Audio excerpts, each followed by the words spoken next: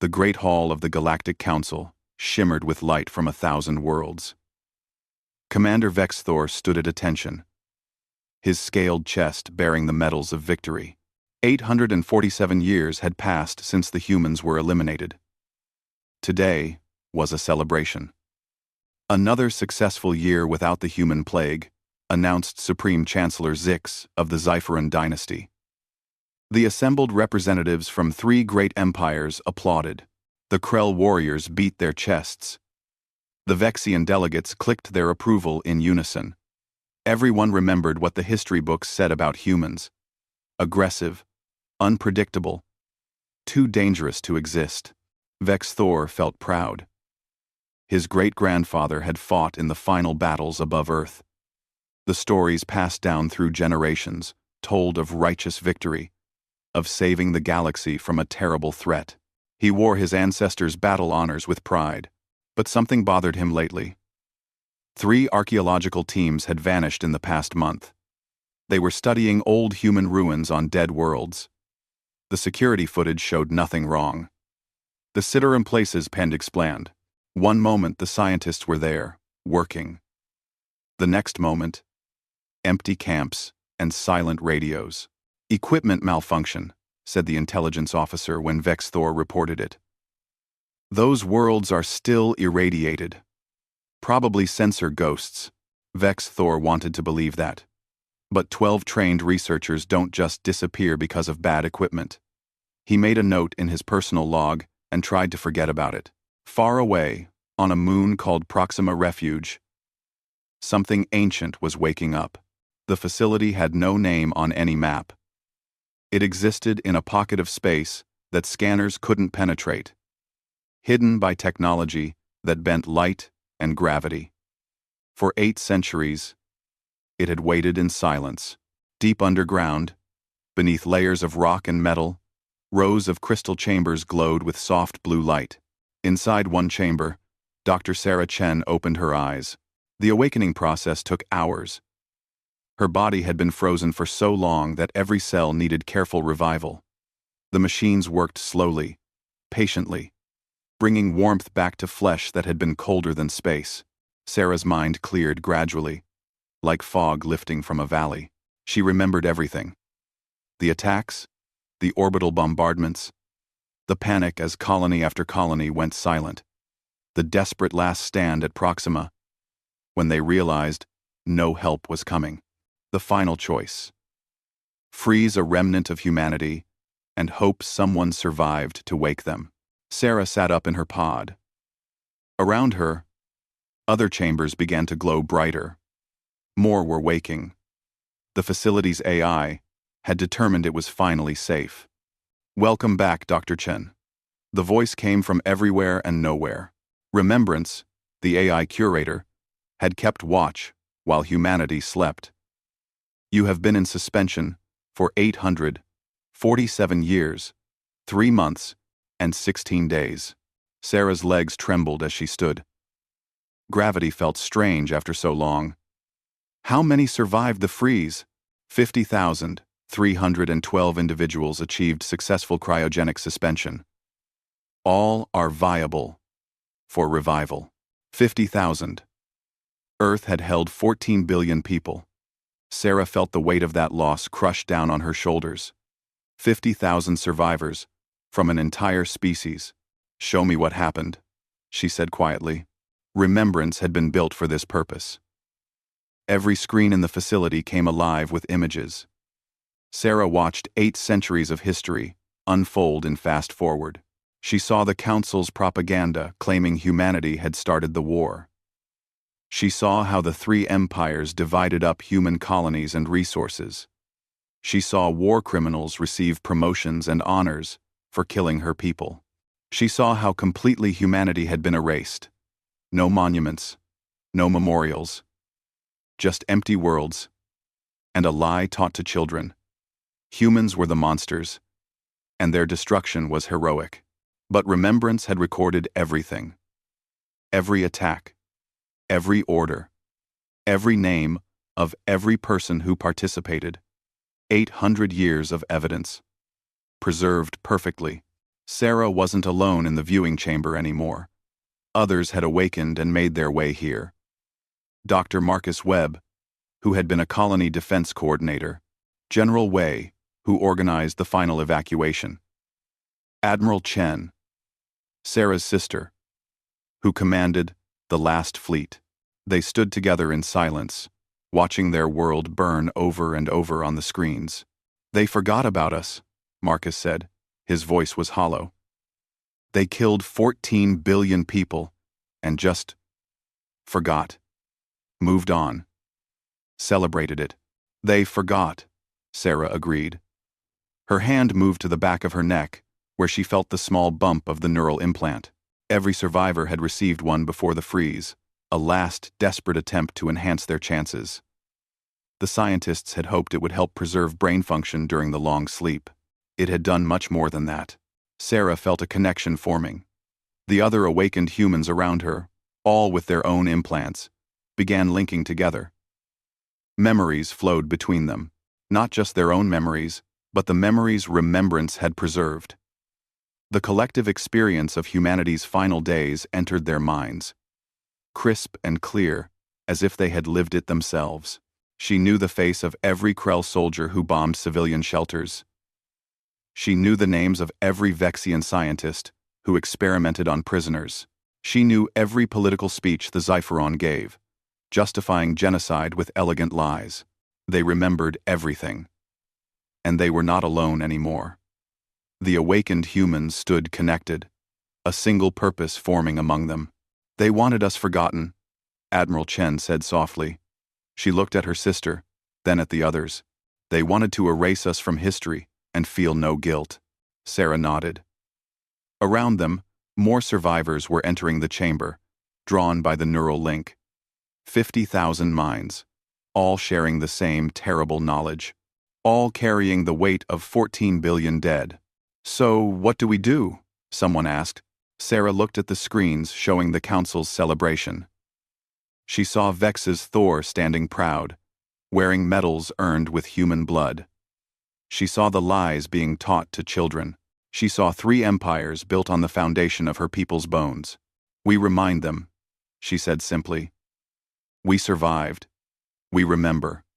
And we're going to make sure they never forget what they did." The others felt her determination through the link. Slowly, they nodded. This would take time. It would take patience. But they had something their enemies didn't. Perfect memory, unified purpose, and nothing left to lose.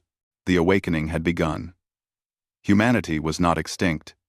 They had simply been sleeping, waiting for the right moment to open their eyes. And now, after 8 centuries of silence, the ghosts were ready to speak. 3 years had passed since the first awakening. The galaxy continued as it always had. Unaware that humanity walked among them, Captain Marcus Webb stood on the bridge of the stealth frigate named Time's Reckoning Asterisk. Through the view screen, he watched a Krell supply convoy moving through deep space. 6 heavy transports, protected by 2 warships. "Distance holding at 50,000 kilometers, reported his tactical officer, Lieutenant Park. "They still haven't detected us." Marcus nodded. Human stealth technology had always been good. But what they had developed in the past 3 years was beyond anything the old Earth fleets could have imagined. The Time's Reckoning Times was invisible to every scanner the Krell possessed. It was like being a ghost. "Analysis?" Marcus asked.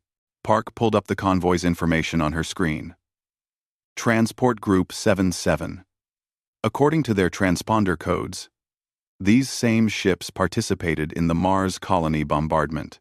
Captain Krath commanded the lead warship during the attack. Marcus felt the neural link pulse with shared memory. Every human connected to the network suddenly knew what he knew. Somewhere on Earth, archivists were adding this information to the growing database. Every ship, every commander, every crime, documented with perfect precision. "We're not engaging," Marcus said firmly, even though he felt the anger through the link. "That's not the mission. We watch. We learn. We record. The times reckoning times shadowed the convoy for 3 more days, noting everything.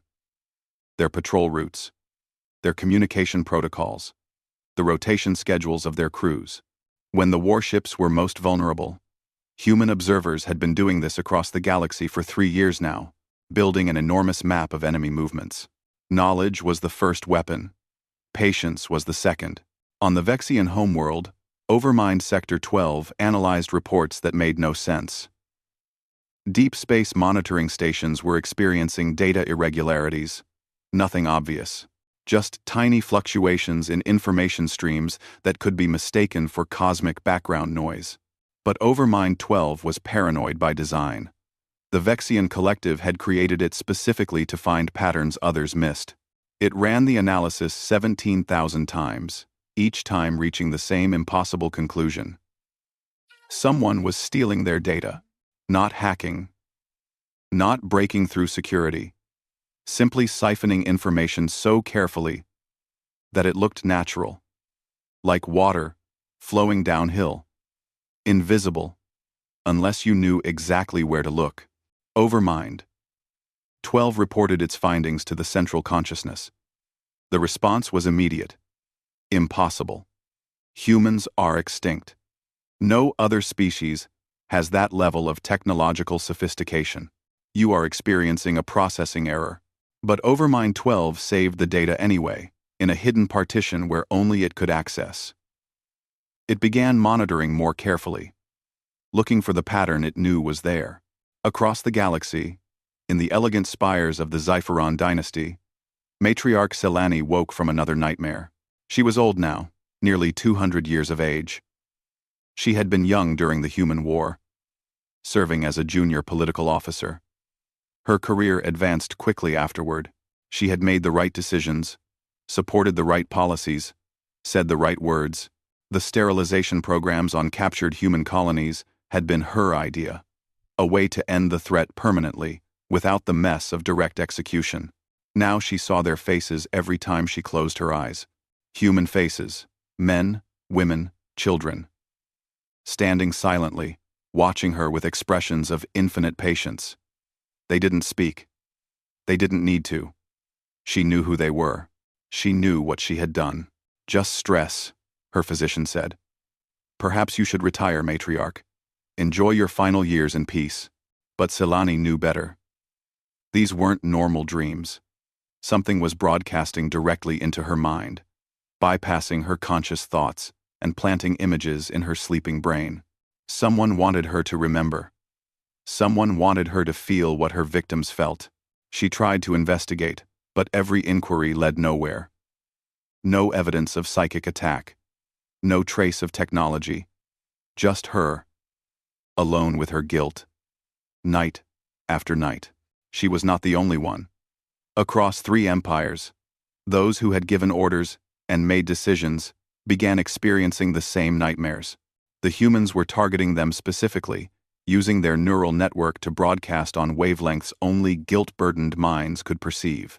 It was psychological warfare, precise and terrible. On Earth, in the restored city of New Geneva, the Human Coordination Center buzzed with activity. 50,000 survivors had become 70,000 through careful population growth. Every human was connected to the network, sharing thoughts and memories as easily as breathing. Dr. Sarah Chen stood before a massive holographic display showing the galactic economy. Thousands of data streams flowed across the screen, representing trade routes, currency exchanges, resource markets. 3 years of observation had revealed something useful. The 3 empires were economically interdependent, in ways their governments refused to acknowledge publicly. We can break them without firing a shot, Sarah explained to the assembled council. The Krell economy depends on Vexian manufacturing. The Vexians need Zephyron trade agreements. The Zephyron require Krell military protection. It's a triangle. If we push the right pressure points simultaneously, the whole structure collapses. Admiral Chen, Sarah's sister, studied the display with a tactical eye. What's the collateral damage? Minimal civilian impact. Markets will crash, but essential services remain functional. Food, water, power, all protected. Only the military-industrial complex and political elite suffered direct losses. General Wei leaned forward. When? Sarah smiled. It wasn't a kind smile. Tonight, at precisely midnight, Galactic Standard Time, human agents executed Operation Cascade. On 17 worlds, across 3 empires, carefully placed market manipulations triggered simultaneous crashes. Currency values plummeted, futures contracts collapsed, investment portfolios evaporated. Currency evaporated. It happened so fast that automated systems couldn't compensate. By the time financial experts realized what was happening, trillions of credits had simply vanished into economic chaos. The human agents left no trace. They had spent 3 years infiltrating financial networks, using stolen identity algorithms and biological camouflage. When they executed their trades and disappeared, it looked like natural market panic, not coordinated attack. Riots broke out on Krell industrial worlds as workers discovered their pensions were worthless. Vexian cloning facilities shut down when funding disappeared. Xypheran luxury districts burned as the wealthy elite found themselves suddenly poor. Not a single shot fired, not one ship lost. Just precision chaos that struck exactly where it would hurt most. Commander Vex Thor stood in the council chambers, watching the financial reports with growing horror. Around him, representatives from 3 empires shouted accusations at each other. The Krell blamed Vexian manipulation. The Vexians accused Xypheron hoarding. The Xypheron suggested Krell military incompetence. No one suggested the impossible truth, that humans had done this. But deep in Vex's Thor's mind, a small doubt grew. The missing archaeological teams. The strange economic attack. The reports from intelligence officers about sensor ghosts that seemed to watch and vanish. He pulled up the old reports about humanity. The official histories said humans were gone, their worlds dead, their technology primitive. But what if the histories were wrong? What if something had survived? Vex Thor looked at the chaos in the council chambers and felt a cold certainty settle in his chest. They weren't fighting random economic forces or each other. They were being hunted by ghosts. On the Times Reckoning asterisk, Captain Marcus Webb received confirmation through the neural link that Operation Cascade was complete. Around him, his crew allowed themselves brief smiles. Phase 1, complete, Marcus said quietly. They're starting to hurt, but they still don't know we exist. He looked at the stars outside his viewport. Somewhere out there, the convoy he'd been following was receiving news of the economic collapse. Captain Krath, who had bombed Mars, was probably worried about his pension right now. Soon, he would have much bigger concerns. Set course for Grid 77, Marcus ordered. We have more work to do. The Times, Reckoning Times, vanished into the dark between stars. A ghost ship hunting monsters who had forgotten they created it. The emergency session of the Galactic Council began with silence. No one wanted to be the first to say the impossible thing out loud. Finally, Supreme Chancellor Zeeks spoke. We need to discuss the possibility that humanity survived. The chamber erupted. Krell warriors roared denials. Vexian delegates clicked furiously in disagreement. Everyone had seen the reports. Earth was dead. The colonies were glass. No human signals detected for 800 years. Admiral Krendax of the Krell Imperial Fleet slammed his clawed fist on the table. Impossible. We sterilized every world. We tracked down every ship. We eliminated them completely. Then explain the attacks, Zeeks replied calmly. The ancient Xypheran leader projected images on the central display. Economic collapse coordinated across 17 worlds. 53 missing research teams, data theft from our most secure facilities, and reports from across the galaxy of sensor ghosts that appear and vanish. Commander Vex Thor stood when recognized. His voice was steady despite the fear growing in his chest. Supreme Chancellor, I believe the humans are not just alive. They're winning. Loke, unclose. Well to. Loke. Lokno. Weltu. Weltu. Weltu. The statement caused another uproar. Vex Thor waited for silence before continuing. Look at the pattern. Every attack is precise, calculated, and leaves no trace. Every time we investigate, we find nothing. It's as if we're fighting shadows. That was humanity's tactical doctrine during the war. Stealth, precision, patience. But we have no proof, argued a Vexian diplomat. No bodies, no ships, no direct evidence of human involvement. Vex Thor nodded slowly. Exactly. And doesn't that terrify you? They could be anywhere. They could be anyone. We've found no evidence because they don't want us to find any. Overmind 12, speaking through its Vexian representative, added its analysis. I have been monitoring data patterns for 6 months. Someone has complete access to our deep space sensor network. They know everything we see. The reverse is not true. The implications hung in the air like poison. An enemy that saw everything while remaining invisible. An enemy that struck without warning and vanished without trace. Admiral Krendax growled. Then we implement final solution 2. We return to every former human world and sterilize them again. We eliminate even the possibility of survivors. That would take 3 years, and most of our fleet capacity, calculated Overmind 12. During which time, our enemy continues to operate freely. Additionally, probability analysis suggests they are not on their former worlds but dispersed throughout our territory. Supreme Chancellor Zeeks closed his eyes, feeling very old. How did we miss this? 800 years, and we never considered they might have survived? The answer, though no one wanted to say it, was simple. They had wanted humans to be gone. It was easier to celebrate victory than to remain vigilant. They had written humanity out of history because the guilt of genocide was uncomfortable. They had made themselves forget. Now the forgotten were remembering for them. Far from the council chambers, on a mobile command station that drifted between stars, General Wei stood before humanity's strategy room.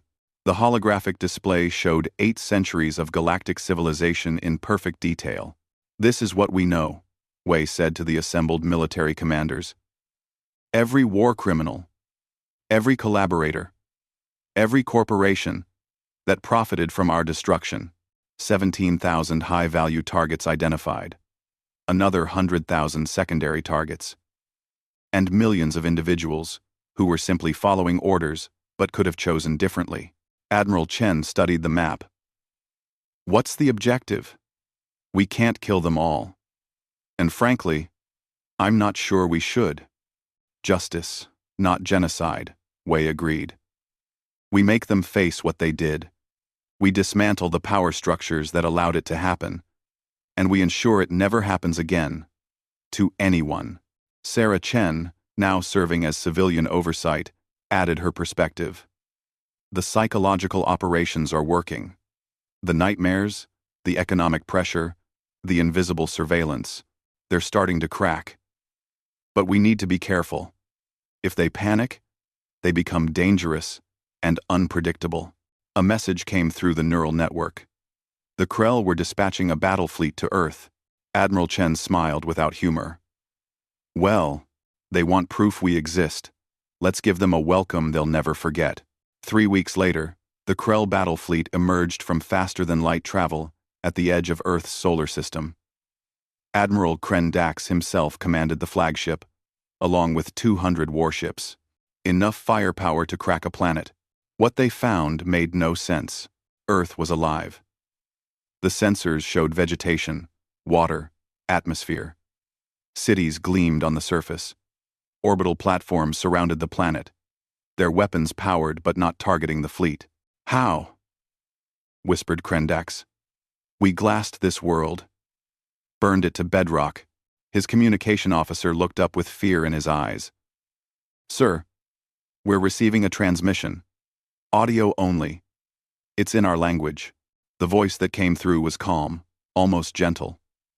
It spoke perfect Krell with the correct military inflections. Welcome to Earth, Admiral Krendax. We've been waiting for you. Identify yourself. Krendax demanded. We are the species you tried to exterminate. We remember you, Admiral. Your service record is impressive. You commanded the bombardment of Europa Station. 17,000 civilians died in that attack. You received the Star of Valor for it. Krendax felt ice form in his blood. Impossible. All records of that operation were classified. Were they? Let us show you something. The fleet's tactical displays suddenly changed. Instead of showing Earth's defenses, they displayed personnel files. Every officer in the Krell fleet saw their own service record appear, along with detailed information about every action they'd taken against human targets during the war. Ships they'd destroyed, colonies they'd bombed, civilians they'd killed, all documented with perfect precision. We know who you are, the voice continued. We know what you've done. Every single one of you. The question is, what are you going to do now? Krendax tried to target the orbital platforms, but his weapon systems didn't respond. His navigation failed. Life support dropped to minimum levels. Across the entire fleet, 200 warships suddenly became 200 coffins. They weren't damaged. They weren't destroyed. They were simply turned off, like someone had flipped a switch. You could have destroyed us, Krendax said quietly. Yes. Would you like to know why we didn't? The Admiral said nothing. Around him, his bridge crew looked terrified. Because you need to live, the human voice explained. You need to return to your people and tell them what you found. You need to explain that we're not extinct, that we're not hiding. We're here, we're watching, and we remember everything. We'll come back with more ships, Krendax threatened, though his voice lacked conviction. No, you won't. Because now you understand something your council doesn't. We don't want to conquer you. If we did, you'd already be dead. We want justice. There's a difference. The life support systems came back online. The navigation systems rebooted. The weapons remained offline. You're free to leave, the voice said. Tell your Supreme Chancellor that humanity requests a meeting. We have 800 years of evidence to present. War crimes to document. Truths to share.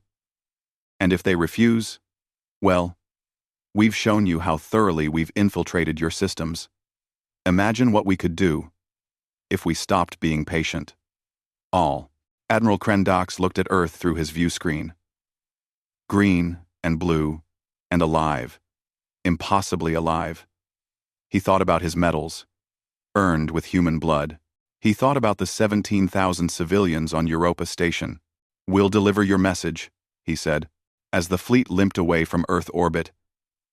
Every officer aboard carried the same burden. They knew the humans could have killed them. The mercy was somehow more terrible than violence would have been. On the command station, General Wei watched the Krell retreat. Phase 2 complete. The Council knows we exist. Now comes the hard part. What's that? Asked Admiral Chen. Wei looked at the holographic display showing 3 empires, making them understand that justice isn't the same as revenge. We're not here to destroy them. We're here to make sure they can't destroy anyone else. Sarah Chen spoke through the neural network to all 70,000 humans. The galaxy is about to learn what happens when you try to erase a species that never forgets. Not with hatred, not with violence, with evidence, truth, and the patience to see justice done properly. The awakening was complete. Humanity was no longer hiding. Now the real work would begin. The meeting took place on neutral ground, a space station at the edge of Council territory. Supreme Chancellor Zeeks arrived with heavy security. Admiral Krendax and Overmind 12's primary representative accompanied him. All 3 empires wanted answers. What they found was a single human woman waiting in the conference room. Dr. Sarah Chen stood as they entered. She wore simple clothes and carried no weapons. Her presence was somehow more intimidating than an army would have been. Thank you for coming, Sarah said politely. Please, sit, Zix studied her carefully. You are human. Yes, I'm Dr. Sarah Chen. I was in cryogenic suspension for 847 years. Before that, I watched your fleets burn my world. She said it calmly, stating facts without emotion. Would you like to see the evidence? She activated a holographic display. The council representatives watched as 8 centuries of documentation appeared. Every attack, every order, every decision that led to humanity's near extinction. The evidence was overwhelming and perfectly organized. We know what you did, Sarah continued. Every crime, every perpetrator, every person who gave orders, and everyone who carried them out. We have perfect records because we made it our mission to preserve everything. Overmind, 12 processed the data and reached a disturbing conclusion. This is impossible. Most of these records were destroyed or classified. How did you obtain them? 1. Sarah smiled slightly. You'd be surprised what people document. Military logs, personal journals, communications, surveillance footage. It was all there, scattered across hundreds of systems. We just had to collect it. We've had 3 years and nothing else to do. Admiral Krendax growled. What do you want? Revenge? Justice, Sarah corrected. There's a difference. Revenge would be doing to you what you did to us. Justice is making sure it never happens again. She pulled up a new display. This is Operation Mirror. It began 2 weeks ago. Each of your empires is experiencing exactly what you inflicted on humanity, scaled appropriately. The Krell section showed their military bases being disabled by precision strikes. No civilian casualties. No collateral damage. Just the systematic dismantling of their war machine with surgical accuracy. Your warriors pride themselves on honor, Sarah explained. We're showing them what real honor looks like. Restraint. Protecting the innocent. Fighting only those who can fight back. Your entire military philosophy is being rebuilt through humiliation, not destruction. Krendax's claws dug into the table, but he said nothing. The Vexian section showed something worse. Their cloning facilities, the foundation of their civilization, were compromised. The new clones were exhibiting memories they shouldn't have. Human memories. Screaming in languages they'd never learned. Begging for mercy in scenarios from 800 years ago. You experimented on human prisoners, Sarah said quietly. Tested pain thresholds. Studied how we died. Now your clones experience those memories. Every Vexian born from this point forward will carry a piece of our suffering. You'll literally feel what we felt. Overmind 12 calculated frantically, trying to find a way to stop it. The conclusion was terrifying. The humans had access to the fundamental genetic templates. The contamination was permanent. The Xipheron section showed every secret they'd hidden for millennia being broadcast across the galaxy. Financial corruption, political assassinations, false flag operations, all the careful manipulation they'd used to maintain power, revealed in perfect detail. You orchestrated the political climate that made our genocide acceptable, Sarah told Zix. You convinced the galaxy that humans were the threat. You wrote the propaganda. You shaped public opinion. Now everyone knows what you really are.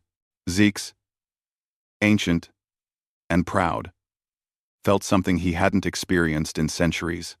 Shame. But Operation Mirror isn't just punishment, Sarah continued. It's education. We're teaching your populations what really happened.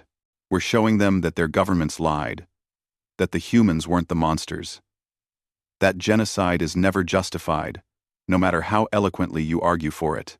She pulled up another display showing riots and protests across all 3 empires. Not attacking humans, but attacking their own corrupt leaders. The populations were turning against those who had ordered the atrocities.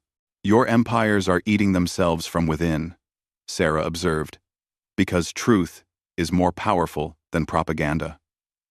So what? Krendax snarled. You'll destroy our civilizations and call it justice? No, Sarah said firmly.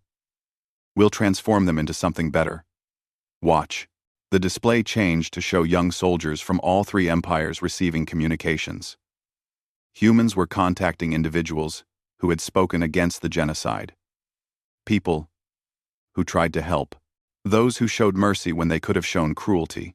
One such person was a Krell soldier named Thax. The display showed him receiving a message that included footage of his grandfather secretly evacuating human children during the Europa Station attack. Evidence that his family line included heroes, not just killers. We're finding everyone who tried to do the right thing, Sarah explained. We're protecting them, honoring them, showing them proof that decency exists even in dark times. These people will be the foundation of what comes next. Zeeks leaned forward. And what comes next? That depends on you. You can fight us, which is pointless because we've already infiltrated every system you have. You can surrender, which would be humiliating. Or, you can choose option 3, which is truth and reconciliation. You help us identify every war criminal. You support the trials. You let your own people judge those who committed atrocities. You face what you did, acknowledge it publicly, and work to make amends. We help you rebuild into something better than what you were. The three representatives looked at each other. The offer was better than they deserved, and they knew it. Why? Overmind, 12 asked. Why not simply destroy us? You have the capability. Sarah was quiet for a moment. Through the neural link, every human felt her response before she spoke it. Because we're not you. We could become the monsters you claimed we were. We could commit genocide in return and call it justice. But then we'd prove you right. We'd become the threat you said we were.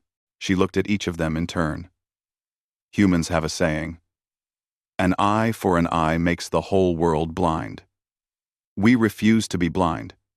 We refuse to perpetuate the cycle. We're breaking it, here and now. And if we refuse? Zix asked. Then Operation Mirror continues, until your empires collapse completely. Then we help the vassal races you've oppressed build new governments without you. Then you fade into history as the civilizations that tried to commit genocide and failed. Your choice. Admiral Kren Dax thought about young Thax, discovering his grandfather's heroism. He thought about what kind of Krell he wanted to be. Finally, he spoke. If we agree to this, reconciliation, what happens to those of us who gave the orders? You face trial. Fair trial. With evidence and defense and judgment by your own people. If found guilty, you serve your sentence. Not execution. Service. You'll spend your remaining years rebuilding what you destroyed. And if we're found innocent, then you're free. We have evidence, not vengeance. If the evidence shows you tried to minimize harm, showed mercy, or resisted orders, that matters. Justice means everyone gets judged fairly. Sarah stood. I'm leaving this documentation with you. Share it with your governments, with your people. Let them see the truth. Then decide if you want justice or if you want to keep fighting an enemy who's already won. She walked to the door, then paused. One more thing. Commander Vex Thor, the Krell officer, standing guard by the wall, stiffened. Your great-grandfather's service record shows he volunteered for the orbital bombardment fleet. But the personal logs we recovered show he requested assignment to humanitarian evacuation instead. He was denied and ordered to fight. He followed his orders, but he didn't want to. That matters. Vexus Thor felt something break inside him. The family shame he'd carried, the guilt of his ancestors' actions, suddenly viewed in a different light. Duty versus morality. Following orders versus following conscience. You get to choose what kind of warrior you want to be, Sarah told him. Your great-grandfather didn't have that choice. You do. She left the station. The three representatives sat in silence. looking at the overwhelming evidence of their crimes displayed before them. Finally, Supreme Chancellor Zeeks spoke. "We have much to discuss with our governments." But they all knew the truth. Humanity had won not through superior violence, but through superior morality. They had the power to destroy, but chose to rebuild. They had every reason for revenge, but demanded justice instead. It was the most devastating defeat imaginable, losing to an enemy who refused to become you. 20 years had passed since the meeting that changed the galaxy. The old Galactic Council building stood empty now, converted into a museum. Its grand halls displayed the history of what came to be known as the Great Reckoning. Children from a dozen species walked through exhibits showing the genocide, the survival, and the justice that followed. One exhibit showed the trial records. Thousands of cases, each one documented with exhaustive detail. War criminals had faced judgment from their own people, using evidence humanity provided. Some were found guilty, some innocent, some guilty of following orders but showing mercy when they could. The punishments weren't executions. They were service assignments. Admiral Krendax, found guilty of ordering civilian bombardments, now spent his days helping rebuild the settlements he'd destroyed. He worked alongside survivors, carrying materials, planting gardens, doing the hard labor of restoration. Matriarch Selani, who had designed the sterilization programs, was assigned to humanitarian medical services. She delivered babies now, helping create life to balance the lives she'd prevented. The nightmares still came sometimes, but less often. The faces in her dreams looked at her differently now. Not with accusation, but with something that might eventually become forgiveness. Commander Vex Thor had chosen a different path. He'd testified against his own superiors, providing insider information that helped the trials proceed fairly. Now he served as liaison between human and Krell forces in the new Galactic Defense Coalition. He wore his great-grandfather's medals still, but he'd added new ones earned through peace rather than war. The three empires had fractured during the reckoning, but not into chaos. Human advisors had helped guide transitions of power. Vassal races gained independence. Corrupt leaders fell. New governments formed, based on principles of transparency and accountability. It wasn't perfect. Nothing ever was. But it was better. On Earth, in the city of New Geneva, Dr. Sarah Chen walked through streets filled with life. The human population had grown to 2 billion now, a fraction of what it once was but growing steadily.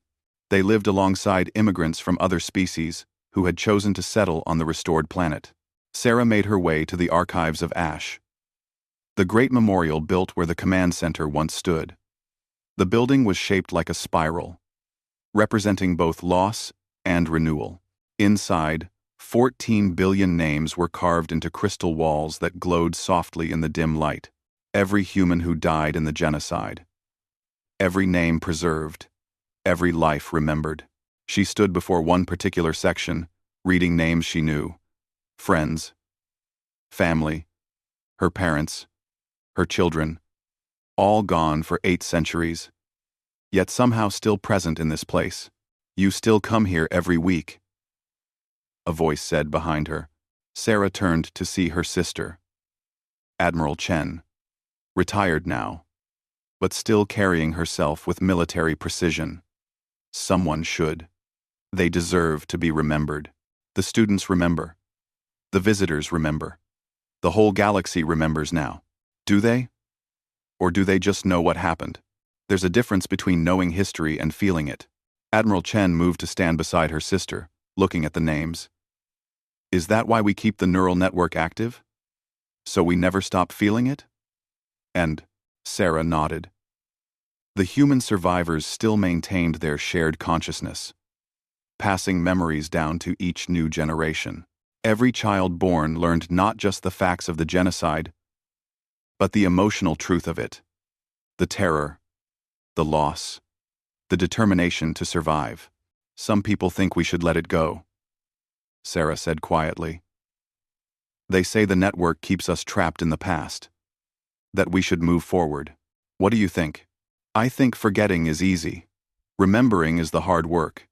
And if we stop remembering, What's to prevent it from happening again? To us, or to anyone else? They stood in silence for a while. Two of the last original survivors, women who had slept through 8 centuries and woken to become architects of justice. The new academy graduates tomorrow, Admiral Chen said eventually. Mixed class. Humans, Krell, Vexian, Zypheron, and a dozen other species. All training together. Sarah smiled. I'm giving the speech. Want to help me write it? You never needed help with speeches. No, but I like your input anyway. They left the memorial together, walking through New Geneva's streets. Everywhere they looked, they saw proof that the reckoning had worked. Former enemies, working together. Children playing without knowing the hatred their grandparents carried. Buildings rising where only ruins had existed. The next day, Sarah stood before 5,000 graduating students at the Academy of Remembrance. They wore uniforms that mixed elements from different species' military traditions. A visible symbol of unity. You are the first generation, Sarah began, to learn our complete history from the beginning. You know what was done. You know what came after. You know both the worst and the best that civilizations can achieve. She looked across the crowd, seeing faces of every species. Some of your ancestors committed atrocities.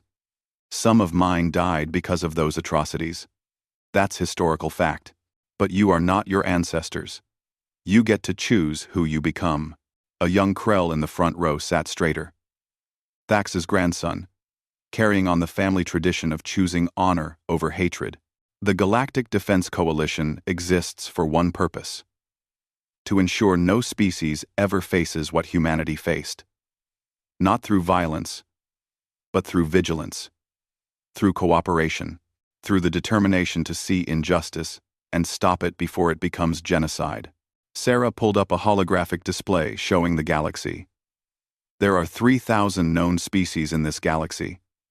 Each one has its own history, its own conflicts, its own potential for both good and evil.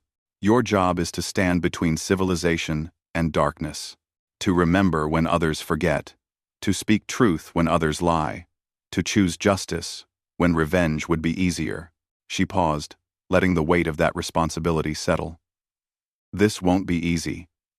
There will be times when you question whether forgiveness is weakness, whether mercy is foolish, whether the galaxy would be safer if you just eliminated the threat.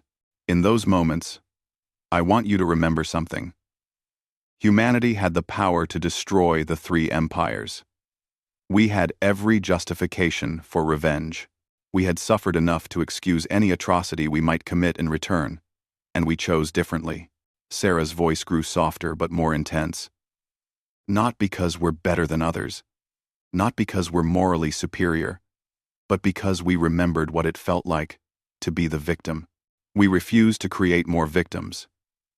We broke the cycle, not through violence, but through the hard, unglamorous work of justice and reconciliation. That's your inheritance, not ships or weapons or territory. The inheritance we give you is a choice.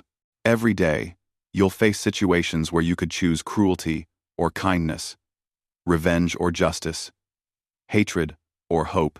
What you choose defines not just who you are, but what kind of galaxy we build together. The student sat silent, absorbing her words. Graduation doesn't mean your education is over. It means you're ready to start learning the lessons that matter most. Go out there. Protect those who can't protect themselves. Stand against injustice wherever you find it. Remember the past, so you can build a better future. Sarah looked at them all one final time. You are proof that the reckoning succeeded. You are the children of former enemies. Trained together, serving together. You are the answer to the question that haunted humanity for 8 centuries. How do we make sure this never happens again? The answer is you. The ceremony concluded with the traditional oath, spoken in 12 languages simultaneously. A promise to protect all species, to uphold justice, to remember the lessons of history. Afterward, Sarah found herself approached by a young woman with mixed krell and human features. Impossible, a generation ago. Common now. Dr. Chen? I wanted to thank you. My grandmother was killed in the Mars bombardment. My grandfather was the pilot who dropped the bombs. They never would have met without the reckoning bringing truth forward. Without your choice to seek justice instead of revenge, I wouldn't exist. Sarah felt the neural network pulse with shared emotion. Thousands of humans, connected through consciousness, felt this moment together. The vindication. The proof that their choice had been right. What's your name? Sarah asked. Kira. I'm assigned to Deep Space Patrol, keeping watch for threats. Good hunting, Kira. Remember why you're out there. Always. That evening, Sarah returned to the memorial one last time. She found General Wei already there, standing before the wall of names. Couldn't sleep? Sarah asked. Never can, the night before the anniversary. Wei gestured at the names. I keep thinking about them, wondering if we did right by them. We survived. We rebuilt. We made sure their deaths meant something. What more could we do? I don't know. Sometimes I think we were too merciful. Sarah considered that. Through the neural network, she felt other survivors considering it too. The eternal question: had they been strong enough?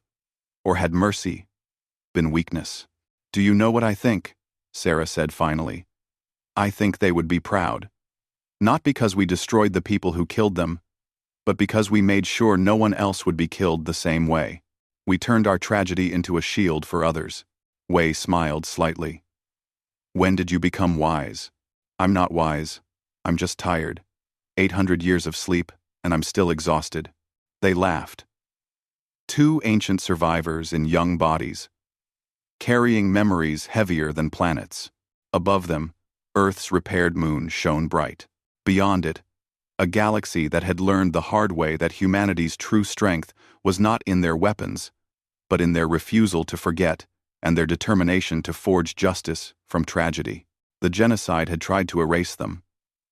Instead, it had created a species that would spend forever ensuring no one else faced extinction. The vengeance the Council sought had been forgotten by time, but humanity remembered everything, and in remembering, they had built something stronger than revenge. A future where memory served as guardian, where justice replaced hatred, and where the victims of yesterday became the protectors of tomorrow. The stars looked down on Earth, and for the first time in 8 centuries, they saw hope instead of ashes.